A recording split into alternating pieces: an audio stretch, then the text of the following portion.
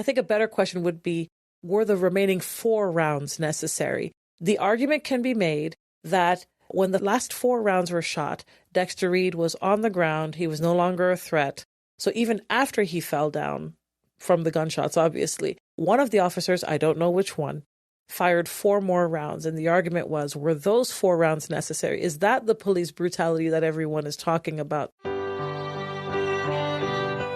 Thank you for tuning in to the Removing Barriers podcast. I'm Jay. And I'm MCG. And we're attempting to remove barriers so we can all have a clear view of the cross. This is episode 164 of the Removing Barriers podcast.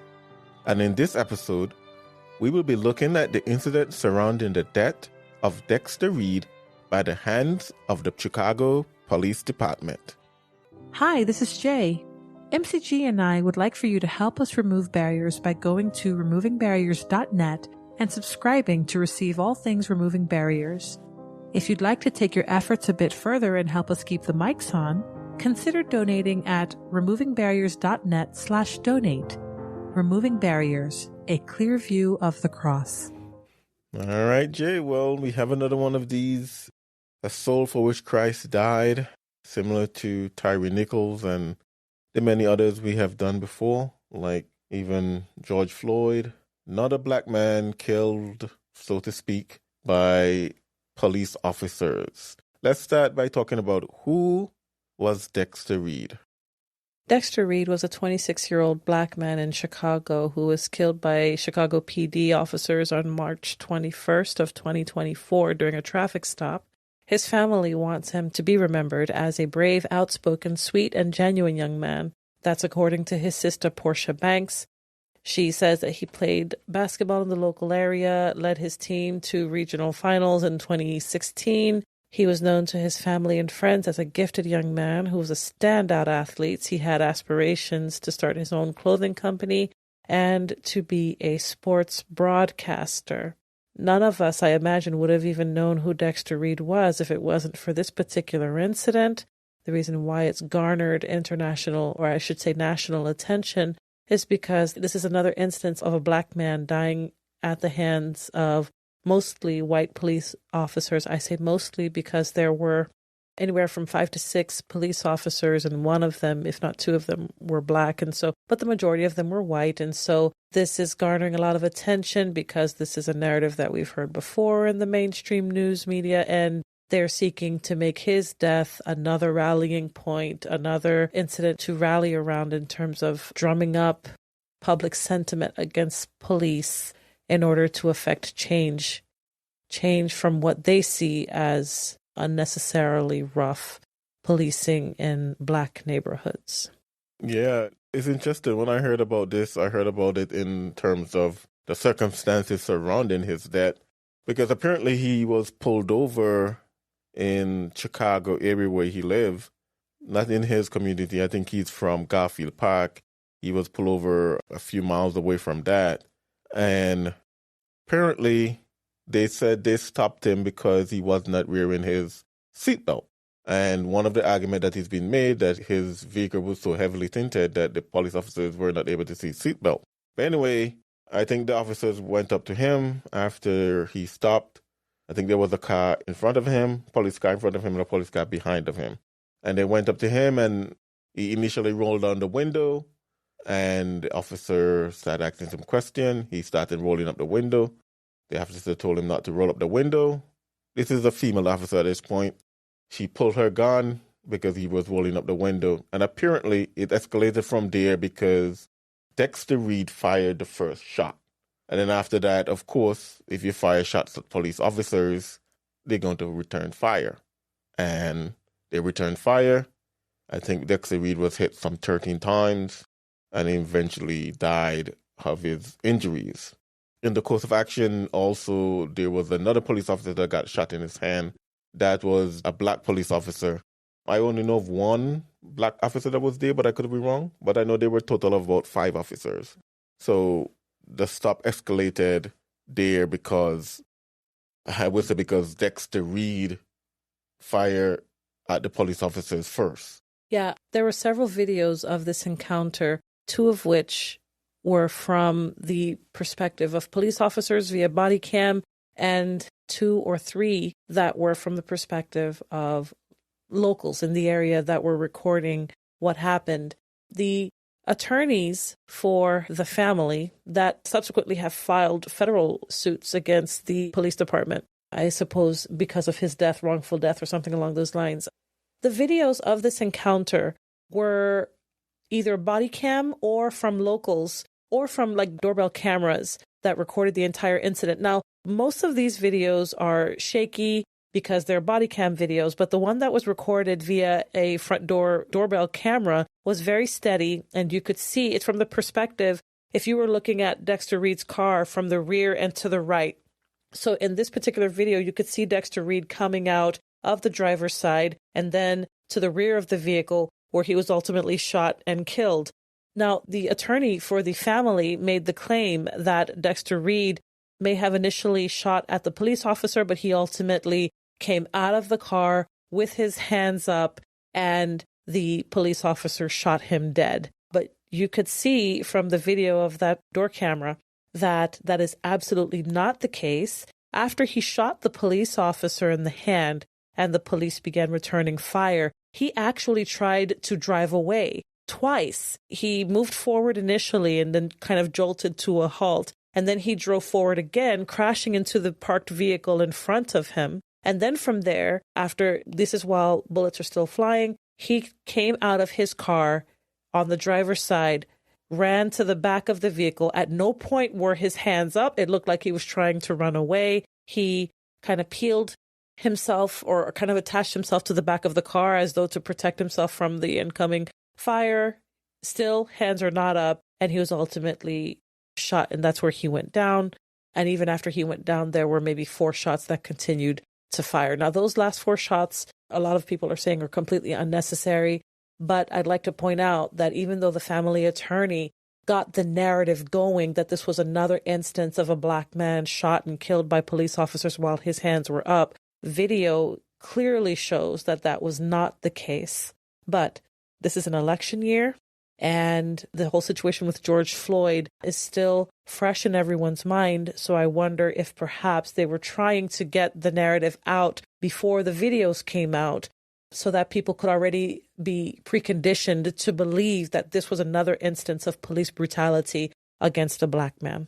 Well, I personally believe that they were trying to get narrative out there of maybe even get this to be George Floyd 2.0 or whatever the case may be. Which would certainly help the Democratic Party. Yeah, but it backfired really bad because we have done several episodes talking about George Floyd, but regardless of what you think about George Floyd didn't fire at the police officers. Right. So you're not going to get a lot of sympathy from a lot of folks. George Floyd, for most part, got a lot of sympathies from both sides because it was a hard video to watch. Derek Chauvin was defiant, in my opinion, didn't get off his back, even though several people were telling him to get off. Even though I don't necessarily think that Derek Chauvin is the one who killed George Floyd. I think George Floyd died from a drug overdose, my opinion. But Dexter Reed fired at officers.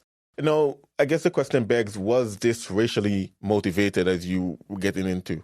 You know, I personally believe that, I don't know who got the narrative out there that the police officers pull him over because of a seatbelt violation. Sure, you can be pulled over for a seatbelt violation. I remember talking to a police officer and he said, if I drive behind anyone long enough, I can find a traffic violation to pull them over for. So I personally believe that the seatbelt was not the reason. What do you think was? I think this was a pretextual stop, as they call it. What does that mean? And they use the seatbelt as the excuse to stop him. So a pretextual stop is basically a police officer want to do some kind of investigation in you, want to check something out, and they use a traffic violation, however minor, to pull you over to make contact with you. That's basically what it was. I personally believe that's what it was. Because from the video, his windows are so heavily tinted that even the police officer that was standing at the door when he was rolling his windows up, the reason why she was telling roll your window down so much and so adamant about it and pull her firearm was because she couldn't see inside of the vehicle. Mm-hmm. Now, maybe they could have observed he wasn't wearing his seatbelt through the windscreen, probably. because the windscreen probably was not as heavily tinted as the rest of the vehicle. But I don't think that the seatbelt was the issue. I think the issue was that they wanted to investigate this young man for something else, and they used the seatbelt as the reason to pull him over. About a year ago, I went on a police ride along, and the police officer I was with and another police officer, we did one of these very same stop, what they call pretextual stop. We actually sat in his car at one of the entrances to the apartment complex. Another police officer sat at the another entrance of the apartment complex, entrance, exit, whatever you want to call it. And we were just waiting there for this person to leave. And the only reason they was waiting for him to leave was to pull him over because they had another reason that they want to pull him over for. So it's not the traffic violation that they were necessarily interested in. They wanted to pull over this person so they can make contact because they were investigating another crime. I believe this was the same thing with this young man. It wasn't that he was wearing the seatbelt, oh, let me pull this guy over. And no, I think it was a pretextual stop. And they had other reasons that they're not necessarily revealing to us why they pull him over. I wonder if it had anything to do with the fact that at the time of the traffic stop and the subsequent shooting, he was already released during like this pretrial thing for a previous weapons charge. He was not supposed to have a weapon because of a charge before that one. I think it was either robbery or aggravated assault or something like that. And he was caught with a weapon, with a loaded weapon that he wasn't supposed to have, and he was about to go to trial for that particular thing. So I wonder if that was any reason why they pulled him over. Yeah, I doubt that because it's not like he missed his court date or didn't show up or something. They probably just wanted to ID him.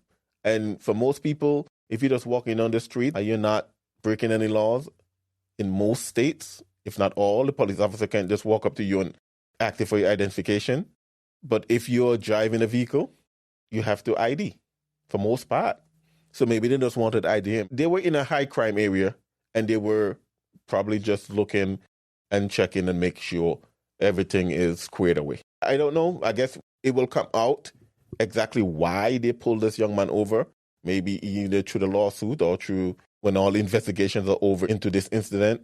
But I'll be hard-pressed to believe they pulled him over because of a seatbelt. Because he had 5 undercover police officers, not in any marked vehicles, and they weren't in police uniform. They're in regular clothes. They were regular clothes, but they did have ballistic wear with the huge words police on it. So, I mean, they might not have been in uniform, but they were clearly identifiable as police. Yeah, but they were clearly not your regular police officer that you will see in their squad car, Max squad car, right, and everything. So obviously they were investigated, or maybe because they were in a high crime area, whatever the case may be.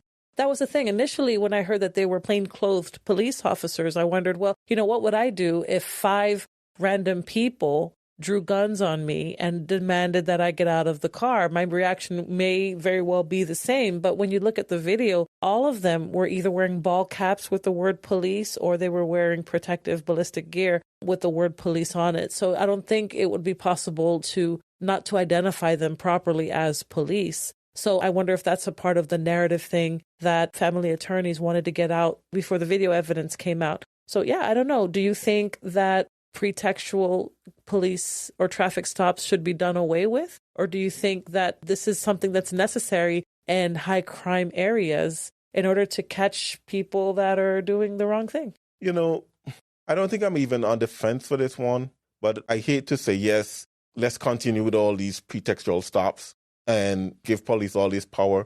But I do understand that these are necessary because if we don't have these pretextual stops, you're going to make criminal investigation very difficult for police officers.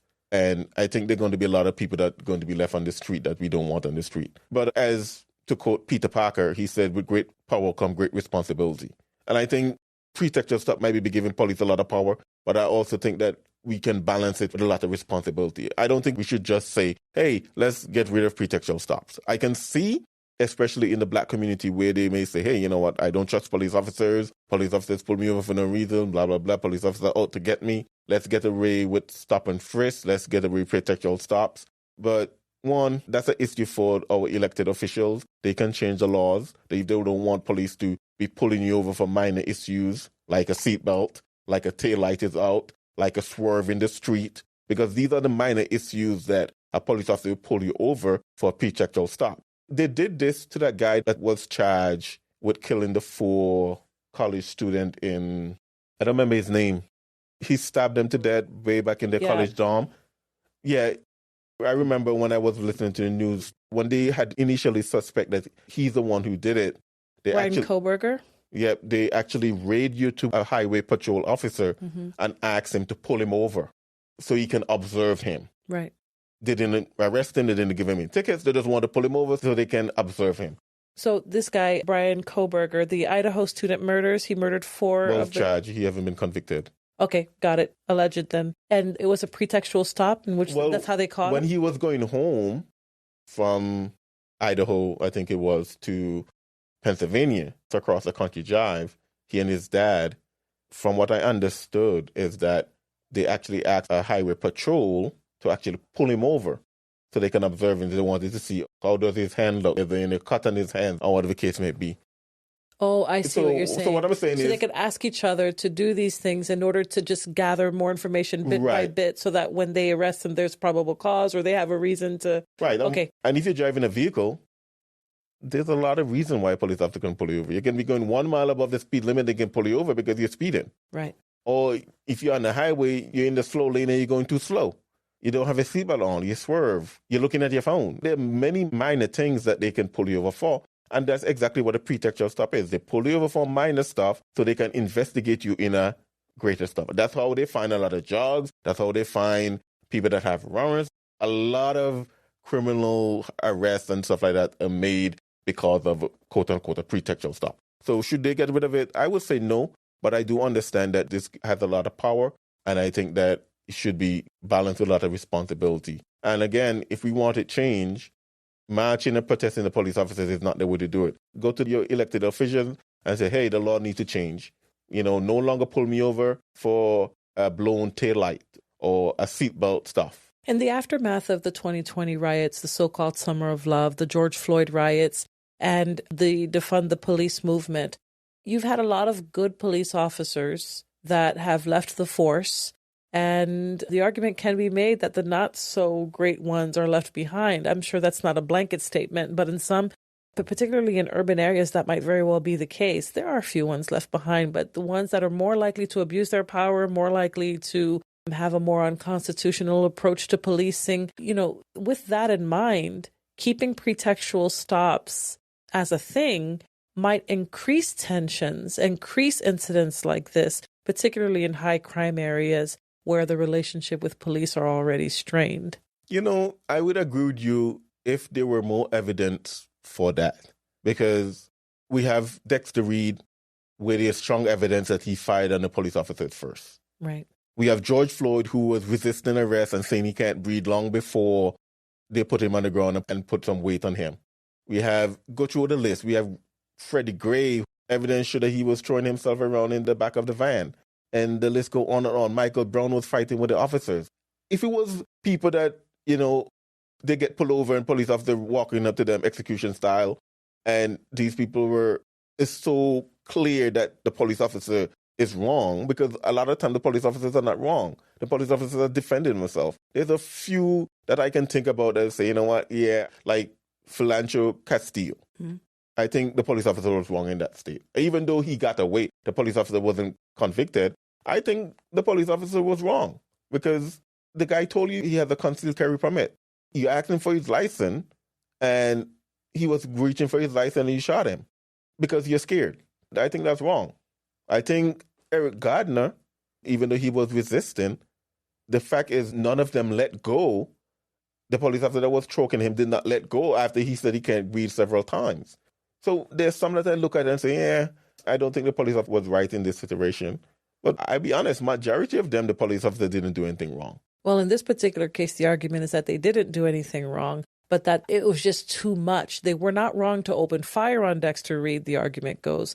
But do you really need to have 96 rounds in 41 seconds? Well, if I may say before you answer, To me, that's a question that people who are not familiar with guns or gunfighting ask, but go ahead. Yeah, I would agree with that. I cannot definitively say that 96 rounds was necessary, but I can go so many directions with this. You know, they want to limit magazine capacity for us. If someone breaking into my house, if I fire 100 rounds to stop him, I don't care. Right. The goal is to stop him.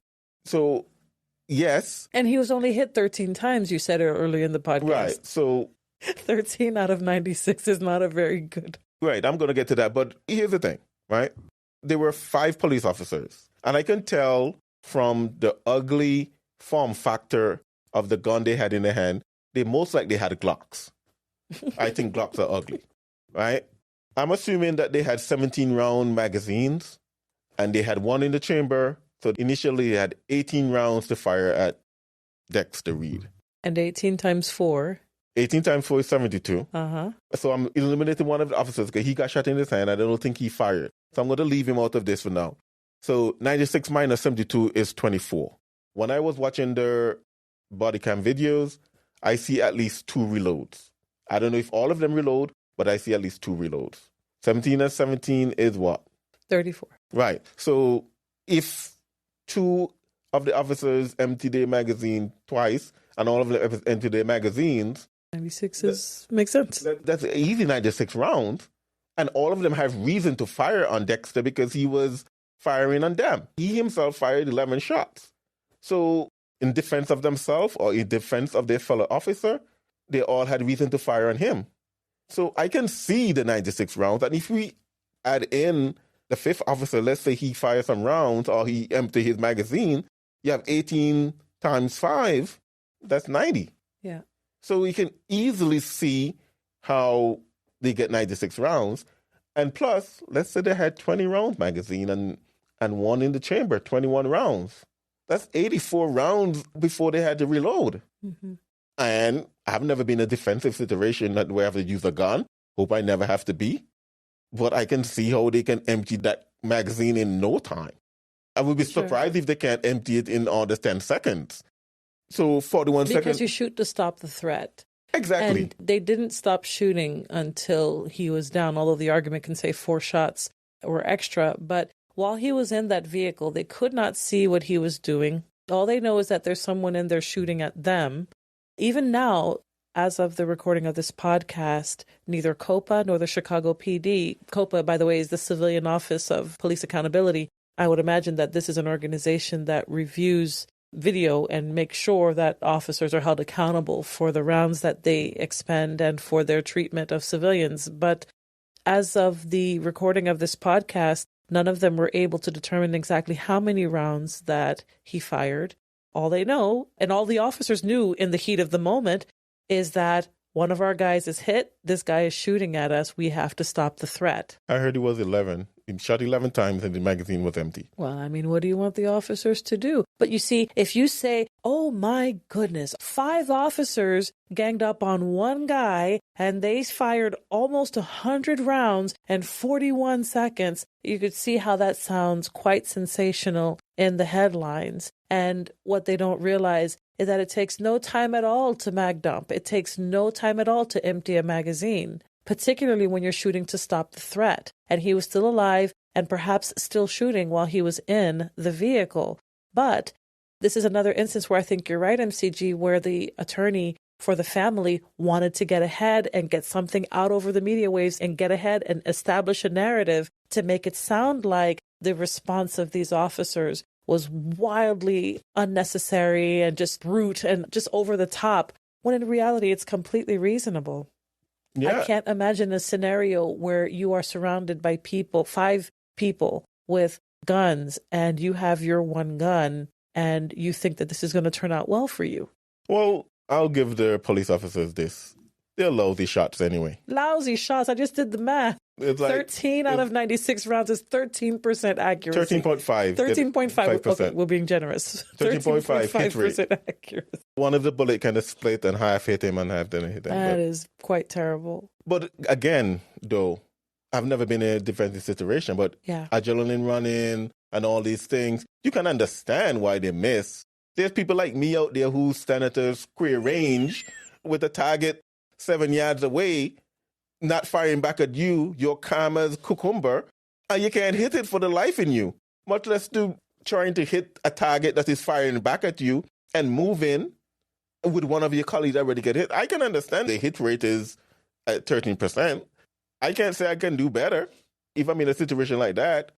For me, I just hope that the noise that the firearm would make will be scary enough to run off the bad guy. But I'm just simply saying, most people would not be able to do better anyway. Unless you're like a training junkie and one of these people that always at the range and really know how to be calm under pressure, especially when bullets are firing back at you. Yeah. You know, one thing Bruce Lee said, you know, one of these Bruce Lee movies I saw where the bad guy was beating up on one of these training sticks. And Bruce Lee said to him, sticks don't hit back. Bricks don't hit back. Yeah. And whatever the case may be, you know, these square targets we have at the range, they don't fire back. Yeah. So I can understand it's the 13%. a whole different dynamic for sure. You know, I can understand the mag dump, even though I think with more training, they probably can get that out of their system and fire under more control even while being fired upon. Yeah, but at the end of the day, as you said, you shoot until you neutralize the threat. So they're complaining that he left the car, he came out, and he went to the back of the car. They're still firing at him.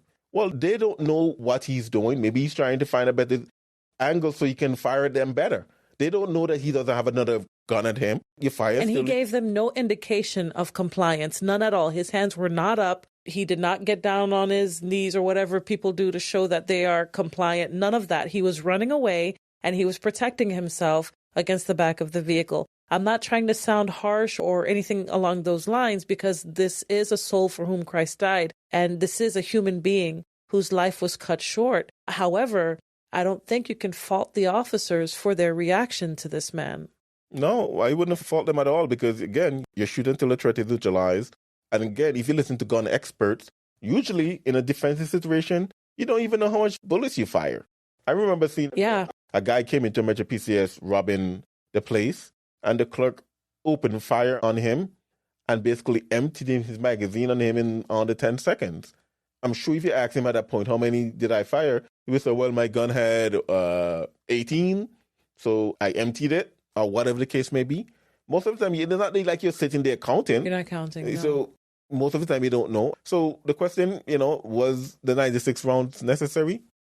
I wasn't there, but it seems like for the officers, it was to neutralize the threat, even though, I can poke fun at them and say, you're a lousy shot. Yeah, they are a lousy shot. The thing is that even bothered me about this a little bit is that these gun control people, they want to give police officers the guns and take it away from civilians. Yeah. When most police officers are no better at shooting than the average civilian. Okay, so my answer to this particular question were the 96 rounds necessary?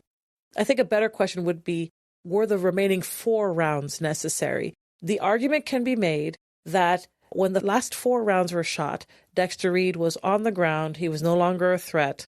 So even after he fell down from the gunshots, obviously, one of the officers, I don't know which one, fired 4 more rounds. And the argument was, were those 4 rounds necessary? Is that the police brutality that everyone is talking about that was completely unnecessary?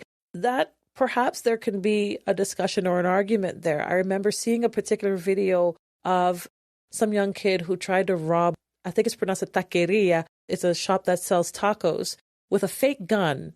And one of the customers shot him to stop the robbery. He essentially he did a mag dump, emptied the gun. But even from the first round that he shot, the guy was down. And so the argument was, I know that he shouldn't have, this is his mother speaking, I think. I know that he shouldn't have robbed that place, but did you really need to shoot him those other 17 or however many other rounds it was? Did you really need to shoot him all of those extra times? And there have been instances where civilians in defensive situations were held accountable and were found guilty for using excessive force because of extra rounds that were fired even after the threat was neutralized. So I suppose we could reword the question and say, were the remaining 4 rounds necessary? That might be a point of discussion. I don't know if police officers will stand the same scrutiny as a civilian in a defensive situation, but that is a question that many people would like to see addressed. Well, firstly, the same law that protects a regular civilian protects police officer. They fired at him because they were firing in self-defense. they had the same right, just like I would have the same right to fire at him if he had fired at me. So the law is not a different set of law. The only thing is that we have given police officers special rights, or we expect something more from them, because my aim in a defensive situation is to break contact. I don't want to have contact with this person anymore. I want to get as far away from the person as possible. That means if I have to use my firearm to neutralize him so I can get away, or by me using my firearm, he run off, contact is broken. Police officers, we're asking them to go and chase that threat. So they can't run away and say, well, he has a gun, he's trying to rob me, I'm not going to go out there. I can make that decision, but they can't. So we give them some special rights to say, hey, you go out there, you go and apply violence on my behalf so that I don't have to do it. So with that consideration, there's going to be some special consideration in court. For instance, if I'm chasing after the bad guy and shooting him, that's different than if the police officer is chasing after him and shooting him. Because if he has a gun, he's a threat to the police officer. Police officer has a right to arrest him. So that's different. You mentioned the situation that happened in Houston, Texas. Well, in a situation like that, it's going to be not only state-specific, but actually jurisdiction-specific in terms of how they're going to handle it. What kind of DA do you have? So this happened in Chicago. If it was a civilian and they deemed the last 4 rounds was not necessary, they probably would have tried him. But I think he would have gotten off, because at the end of the day, your brain has to send a signal to your finger and tell your finger to stop. And that depends on what you see the person doing and whether or not a reasonable person would perceive the person as still being a threat. Now, we have hindsight and we have a video to see that the person is down and they still get a shot. But how long after? Was it 10 seconds? Was it 20 seconds? Was it a minute after? Or was it like within 1-2 seconds? Or whatever the case may be. All that will have to come out in court and figure out if the last 4 was necessary. If you ask me, I think that the police officers were firing and they probably, in the panic of time, they didn't realize he was down. Mm-hmm.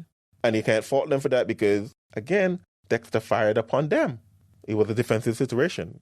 You're listening to the Removing Barriers podcast. We are talking about Dexter Reed, a soul for which Christ died. We'll be right back. Do you have the desire to earnestly contend for the faith which was once delivered unto the saints? Answers in Genesis can help. They provide biblically sound books, CDs, DVDs, homeschooling materials, VBS materials, online courses, digital downloads, and the Answers magazine, and more. Plus, tickets to the Creation Museum and Ark Encounter. Go to the Answers bookstore by clicking the link in the description section below, so you too can be ready to give an answer to anyone who asks the reason of the hope that is in you. Hi, this is Jay. MCG and I would like for you to help us remove barriers by going to removingbarriers.net and subscribing to receive all things Removing Barriers.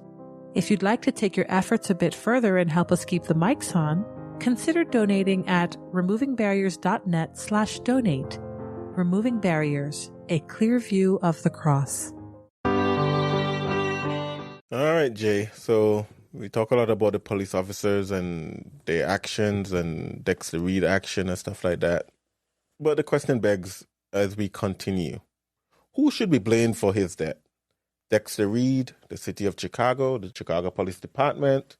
Dexter Reed is 100% responsible for his death. I know that sounds harsh because he is dead, and the intent is not to speak ill of the dead or to wag fingers or to have a sort of nonchalant "I told you so" or another one bites the dust attitude. That's not the aim here. But if you decide that you're going to engage with officers, you have to know and understand that they are authorized to defend themselves. If you shoot at them, you're essentially forfeiting your life. They will not shoot to hurt you. They will shoot to kill. I can't understand. Now, I can understand fear. I can understand the fight or flight or response. But I can't imagine a scenario in which you think that it's going to turn out well for you to initiate a gunfight with 5 armed police officers. He's responsible for his death. He's responsible for the charges that, of course, we say that we don't know how much they knew about his particular situation. He's responsible for those decisions in his life. And I am sad that he chose the way that he did, but he did choose the way that he did, and it ended up in the loss of his life. I cannot fault the Chicago Police Department with this. Even though the locals feel like they have a very strained relationship with the police, I don't think that the police officers acted with any sort of extravagant brutality or anything beyond the pale. Yeah, one thing I would say, I don't think police officers necessarily shoot to kill. I think they shoot to stop the threat. Just like everyone else should. If you're in a defensive situation, you don't shoot to kill, you shoot to stop the threat. And if that means that the person dies, unfortunately, that's not the goal of shooting at the person. Right. But who to blame? I agree with you. Even if the stop was unwarranted or uncalled for, even if you say, hey, I totally disagree with pretextual stop, I think they should be outlawed. Police officers should never be able to do this. Even if you say that, you come down to one simple thing. You just don't shoot at police officers. Right. You don't fight your battles with police officers on the side of the side of the street. No. You fight it in the court of law. It's better to comply then and then fight it later. This is the thing that annoys me with a lot of these things. Then you have these lawyers come out and all these things come out. I don't know. Is there fun out there that say, black folks, we know you have grievance with police officers. Comply with them and we will pay your lawyer so you can sue these police departments and sue these governments for the wrong that they're doing towards you. But don't fight it on the street. We have all these lawyers and all these people with letters after their name always coming after the incident happened and say they're going to sue and all this stuff. Is there an educational program out there? Is there something out there that say, hey, we can win this in the court of law by suing them? I personally, I'm from the Caribbean. I have a healthy trust of the police officers. I don't see police officers and get scared, nor think that they're out to get me or anything, and I'm a black man. I get it. I don't understand the African-American culture when it comes to police officers. I will admit that. For some reason, I think it's real. I understand the history and all that stuff, but I don't understand how you just see someone because they're police officer, they're out to get you. I remember riding with this young lady coming from work, and she literally was pointing out every police car, every police officer on the highway. And I didn't even notice them. It was like, the police minding their business, I'm minding my business. But I guess there's something out there, and I don't fully understand it. However, there has to be some kind of educational program that say, hey, comply. There's a team of lawyers out here that will sue these departments on your behalf. You get some money, we get some money, we move on. But resisting, pulling guns, and all these things, it's not the solution. There's money to be made in activism. And so there's so much more money to be made if you can make a victim out of the suspect. And you could garner public support. You could crucify the police in the court of public opinion. And you can create a lot of money for yourself by doing it that particular way. There's not much money in honest and genuine activism that seeks to educate the public on how to behave during a police stop. There's not much money to be made there. So obviously the incentive there is to keep this behavior going, keep the Black community in perpetual fear of police officers so that when they are stopped, their reactions are completely irrational and it will more than likely end up in their death or perhaps in their being shot. So there are, in my opinion, nefarious and malicious people behind the scenes manipulating both sides of the equation for their own benefit. I see what you're saying, but it's so hard to believe. People like Benjamin Crump and all these things are just, I think they're most likely in there for money. The Al Sharpton and all these things, most likely in there for money. But I would imagine that after some time, how old is Al Sharpton? After some time, you don't say, hey, you know what? These things are happening to you because you resist, because you pull a gun, because you do X, Y, and Z. I'm not saying that they're not some innocent ones out there. I'm not saying that they're not some bad police officers out there. I'm just simply saying it seems like it's always in a situation where it's questionable. People are pulling guns and people are doing this, people are using counterfeit money, that they're forcing the police to have contact with you, you know? But to your point, Booker T. Washington did said there's another class of colored people who make a business of keeping the troubles, the wrongs, and the hardships of the Negro race before the public. Having learned that they are able to make a living out of their troubles, they have grown into the settled habit of advertising their wrongs, partly because they want sympathy and partly because it pays. Some of these people do not want the Negro to lose his grievances because they do not want to lose their jobs.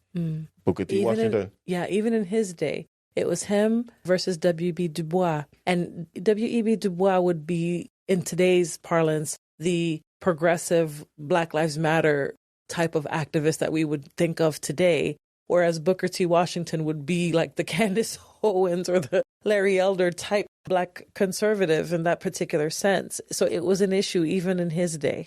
Yeah. But what would you say Dexter Reed represent to the culture or the current political climate? Oh, he had the potential to become another George Floyd.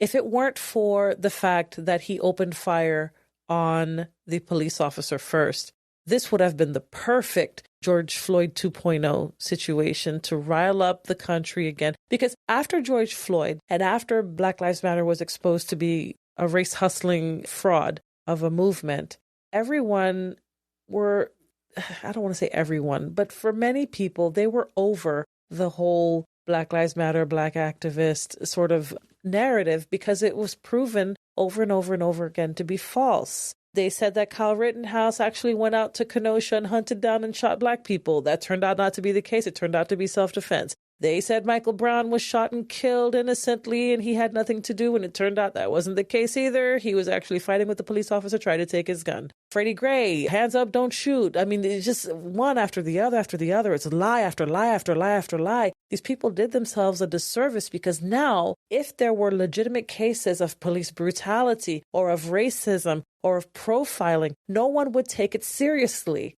No one would take it seriously because it's a boy cried wolf situation. And so Dexter Reed, for some people who have completely bought into this ideology, completely buy into the lie, he represents yet just another Black man that's under the boot of another white police officer, and the racism continues in this country. This country is so systemically racist, and we have to fight back, and we have to perpetuate this cycle that continues over and over and over every day, every time it's on the news cycle. You rile up people to create a deeper racial divide, and that's unfortunately what Dexter Reed represents. We can't even focus on who he was as a person because he becomes this symbol, this icon for a lie that serves not to bring people together and not to improve relations between these inner city neighborhoods and their police force, but to further divide and to further create difficulties between the two groups. And that doesn't help anyone. That only means that more and more Black people are going to die at the hands of police because of these unnecessary interactions, these unnecessary reactions that they have to police that could just be solved by compliance. I think in the Black community, there is this sense of, for lack of a better expression, this I ain't no punk type of attitude where you have to defend yourself and you have to stand for your honor in a situation like this, or you're a nobody. And so even if it's a police officer who's giving you lawful commands, if you comply, then somehow you're a punk, you're a nobody, you're a this, you're a that, and you can't let that be said about you, so you have to fight back. Either fight back or you die trying. And it's getting a lot of Black men killed. And I think that we've seen repeated instances of this for decades now. And I think that these so-called Black leaders, these lawyers, these activists, if they really cared about Black people, they would go to the root of the issue, help Black people understand how to behave during traffic stops, help Black people understand, let's say, how to survive, let's say, a traffic stop, live to fight another day, as you mentioned before. But that is a monumental task because this trope, this idea of white officers going after police officers is even ingrained in Black media. I was watching, or I saw a clip of a Medea show just the other day. I think it was a couple of days ago. And the Tyler Perry character was stopped by police, and he's an upstanding Black man. And Medea's in the passenger seat, and she obviously has this comedic sort of relationship with the police. And she's making fun of him for complying with the police. And that's in our entertainment. She's encouraging him to either drive away or to not comply. And this is now ingrained in our media. I say our, but I don't mean that as though we're part of the Black community in the sense that we believe this stuff. But a majority of the people in the Black community do believe it. It's in their media. It's what they see on TikTok all day because the algorithm is force feeding it to them. And then when they turn on to mainstream legacy media, CNN, CBNC, or NBC, all of these different media outlets, they see the same narrative over and over again, and they believe it's true. And so they behave as though it's true. And souls are being lost because of it. How do we reach the people? How do we help them understand that they're being lied to, manipulated, used for nefarious purposes by all of these activists and lawyers, fill in the blank? Yeah, I'll get to that, but I want to just add this because I remember, they have been pushing that police officers wear body cams, that they be accountable. But you know what body cameras have proven is that police officers are not that often in the wrong. Yeah. I'm not saying, again, if you watch the audit on YouTube or some of these other police First Amendment people, sure, police officers are in the wrong at times. Yeah. And there are some bad police officers out there. But for the body cam videos, these police officers probably would get the same treatment as Derek Chauvin and the other police officers. Yeah. Because they would have made a claim 96 rounds in 41 seconds was not warranted. No body cameras. We are going to take you to the cleaners because it's election year. The body cam video is what saved these police officers. Yeah. And many, many times it's the body cam videos that actually save police officers. The same tool that was supposed to bring them down is most likely helping them. Because here we can clearly see Dexter fired first, all these things. So what does he represent in the current political climate? Yeah, I think body cam videos is what prevented from becoming next George Floyd. But what can be done to reach people like Dexter Reed? One of the biggest problem in the Black community is the lack of nuclear families. Larry Elder talked about it, had a presidential campaign on it, about the lack of fathers in the home. Until the Black community go back to the day when they realized that the importance of a mother and a father in their home, ideas to say that we're still going to have these issues. Because I think before the 60s, what it was, 75% of Black families were nuclear families, where father and mother. And then we have welfare state coming into the 16 on the LBJ. And as Larry Elder put it, that they encourage the Black woman to divorce their husband and marry the state. Because why in the world would you give a woman more money because there's no man in the home? So a lot of them divorce their husband to get the more money, even though they want to keep the man in the home. And then the man has no commitments and no responsibility. Now it's what, 25% or something like that? It's a crying shame. And besides Larry Elder and some voices out there, most people in the Black community are not talking about the crisis of their lack of nuclear family. But it's not like the Democrats don't see it, because Obama saw it when he was president, at least presidential candidate Barack Obama saw it. Here he's talking about it. That of all the rocks upon which we build our lives, we are most dependent on the family. The family is that most important foundation. And we are called to recognize and honor how critical every father is to that foundation. They are teachers and coaches, they're mentors, and they're role models. They are examples of success and the men who constantly push us towards success. But if we're honest with ourselves, we'll admit that too many fathers are also missing. You and I know this is true everywhere, but nowhere is it more true than in the African American community. We know that more than half of all Black children live in single-parent households. Half, a number that's doubled since we were children. We know the statistics that children who grow up without a father are 5 times more likely to live in poverty and commit crime. They're 9 times more likely to drop out of school, 20 times more likely to end up in prison. We should be meeting them halfway. We should be making it easier for fathers who make responsible choices and harder for those who avoid them. We should get rid of the financial penalties we impose on married couples right now and start making sure every dime of child support goes directly to helping children instead of bureaucrats. Well, there you have it. The importance of the nuclear family. So how do we prevent this thing? Hey, by encouraging, persuading the black community to go back to the nuclear family. Second reason, stronger respect for authority and the rule of law. You know, if Dexter Reed had a strong respect for authority and a strong respect for the rule of law, he probably would not have pulled a gun on the police officers. He probably would not have gotten in trouble in the first place. I don't know anything about his home life, but from the videos of the family that I've seen, I've only seen his mother and his sisters. I don't see any father. I'm going to assume that he was not in the nuclear family. So how can we prevent it? Stronger nuclear families, stronger respect for law and authority. Comply. They're valuing compliance, especially when it comes to police officers. Again, comply and sue, you know? But there needs to be some sort of respect. I'm not saying authority is always right. I'm simply saying there should be some strong respect for authority. The epitome of disrespecting police officers is shooting at them.